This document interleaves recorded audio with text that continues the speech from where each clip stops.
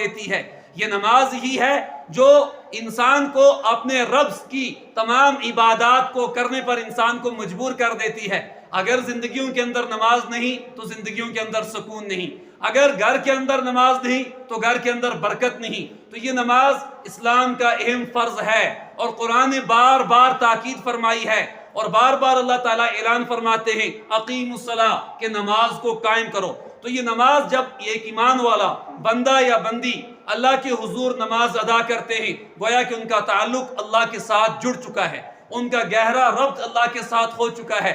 اور اگر ایک نماز کے بعد دوسری نماز کی توفیق مل جاتی ہے، مثلا جمعہ کی نماز کے بعد اب عصر کی نماز کی توفیق مل رہی ہے، تو یہ سمجھ لینا چاہیے ایمان والوں کو اللہ نے ہماری نماز قبول کر لی، اب دوسری نماز کی توفیق عطا فرما دی۔ مفتی سجاد احمد قاسمی کے بیانات کے لیے مفتی صاحب کے official channel the beauty of Islam کو سبسکرائب کریں۔ اللہم صلی علی محمد وعلی آل محمد کما صلیت علی ابراہیم وعلی آل ابراہیم انکا حمید مجید۔ اللہم بارک علی محمد وعلی آل محمد کما بارکت علی ابراہیم وعلی آل ابراہیم انکا حمید مجید۔ قابل احترام معزز سامعین اکرام، حاضرین مجلس، اللہ رب العزت کا بے انتہا کرم و احسان کہ اس پاک ذات نے ہم سب کو ماہ شوال کا پہلا جمعۃ المبارک نصیب فرمایا۔ یہ خداوند قدوس کا احسان ہے، فضل ہے، کرم ہے کہ وہ پاک ذات اپنے پاک اور مقدس گھر میں آنے کی توفیق نصیب فرما رہے ہیں۔ اللہ سے دعا کریں کہ جب تک اس دنیا میں رہیں خداوند قدوس ہم سب کو 5 وقت کی نمازیں مساجد میں ادا کرنے کی توفیق نصیب فرماوے، اور جب آخری وقت ہو تو ایمان پر خاتمہ نصیب فرمائے۔ کچھ ہی دن پہلے ہماری زندگیوں سے ماہ رمضان رخصت ہوا، اور اس بابرکت مہینے کا، اس عظمت والے مہینے کا بھی یہی پیغام تھا پوری انسانیت سے کہ جس طرح ماہ رمضان کے اندر ہم نمازوں کا اہتمام کرتے ہیں، ہم روزوں کا اہتمام کرتے ہیں، ہم تراویح کی نماز کا اہتمام کرتے ہیں، ہم دیگر نوافل کا اہتمام کرتے ہیں، ہم دیگر عبادات کا اہتمام کرتے ہیں، تو وہ صرف رمضان تک ہی محدود نہیں، بلکہ رمضان کے بعد بھی 11 مہینوں کے اندر ہماری یہی حالت ہونی چاہیے کہ ہماری زندگی کا ہر لمحہ، ہماری زندگی کی ہر گھڑی، ہماری زندگی کی ہر ساعت، ہماری زندگی کا ہر دن اسی طرح عبادت میں گزرے جس طرح ماہ رمضان میں ہم عبادت کرتے تھے۔ کہ جس طرح ہم ماہ رمضان میں نمازوں کی پابندی کرتے تھے تو غیر رمضان میں بھی پابندی ضروری ہے۔ ہم ماہ رمضان کے اندر باقی دینی کاموں کا اہتمام کرتے تھے تو وہ غیر رمضان کے اندر بھی ضروری ہے۔ تو جو فضائل، جو برکات، جو رحمتیں ماہ رمضان کے ساتھ خاص تھیں وہ تو رخصت ہوئی۔ کیوں؟ اب 2 چیزیں ہیں، ایک تو انسان کا نفس، یہ تو انسان کے ساتھ ہمیشہ رہتا ہے، اور دوسرا شیاطین جو ماہ رمضان کے اندر قید تھے، اب وہ باہر آ چکے ہیں۔ اب وہ طرح طرح سے انسان کو ورغلائیں گے، بہکائیں گے کہ ماہ رمضان کے اندر سحری کے وقت انسان بیدار ہو جاتا تھا، جذبے کے ساتھ، شوق کے ساتھ، محبت کے ساتھ، عقیدت کے ساتھ کہ بابرکت مہینہ ہے۔ اب فجر کی نماز میں اٹھنا بھی مشکل ہوگا، اب عبادت کرنا بھی مشکل ہوگی۔ کیوں؟ کہ 2 چیزیں انسان کے ساتھ ہیں اور دونوں خطرناک ہیں۔ اگر انسان ان دونوں چیزوں سے بچاؤ نہیں کرے گا تو اللہ حفاظت فرمائے، پھر انسان کے ایمان کو بھی بسا اوقات خطرہ ہو جاتا ہے۔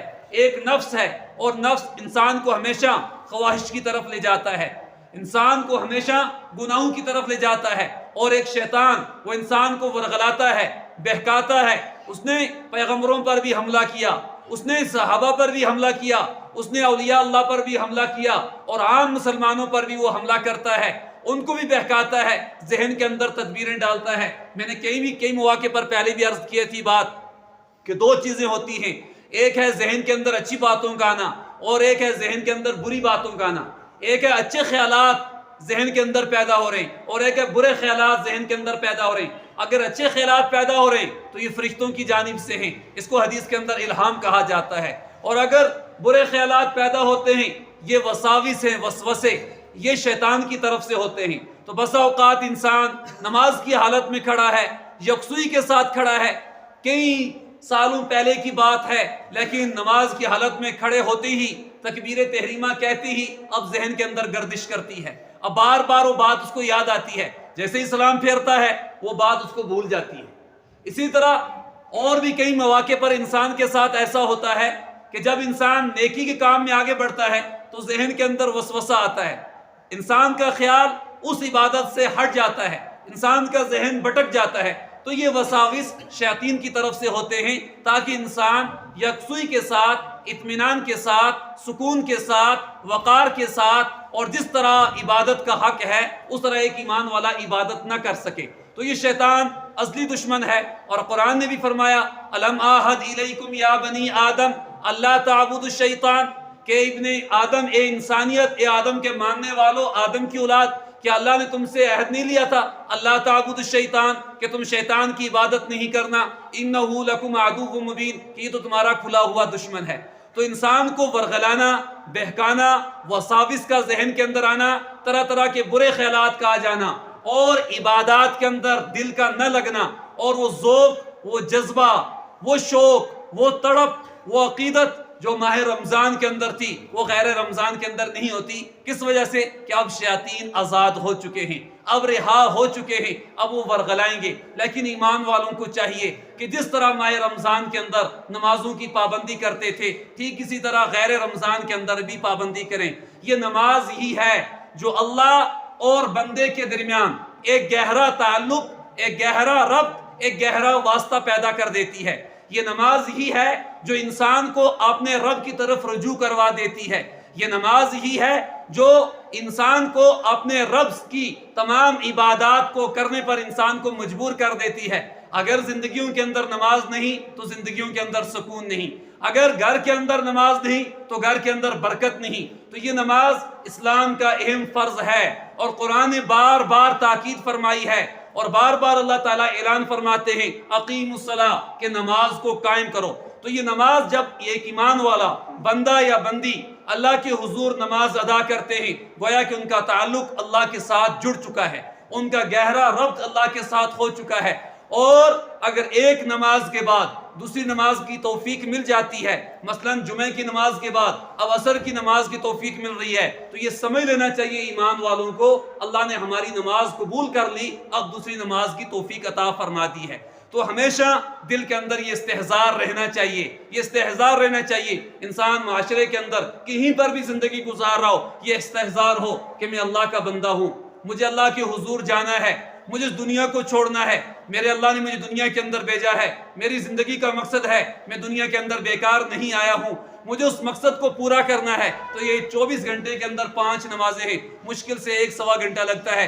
تو اس لیے ایمان والوں کو چاہیے کہ نمازوں کا اہتمام کریں، پابندی کے ساتھ جب ہم نماز پڑھیں گے تو انشاءاللہ پھر ہم اپنی آنکھوں سے خود اپنی زندگیوں کے اندر برکتوں کو دیکھیں گے، اللہ کی مدد کو دیکھیں گے، اللہ کی نصرت کو دیکھیں گے، اور اللہ کی جانب سے فتح کو دیکھیں گے۔ اور اگر نمازوں کو چھوڑ دیں گے، حدیث کے اندر آتا ہے من ترک الصلاۃ متعمدا، کہ جس نے ایک نماز بھی جان بوجھ کر چھوڑ دی فقد کفر، گویا کہ اس نے کفر کو اختیار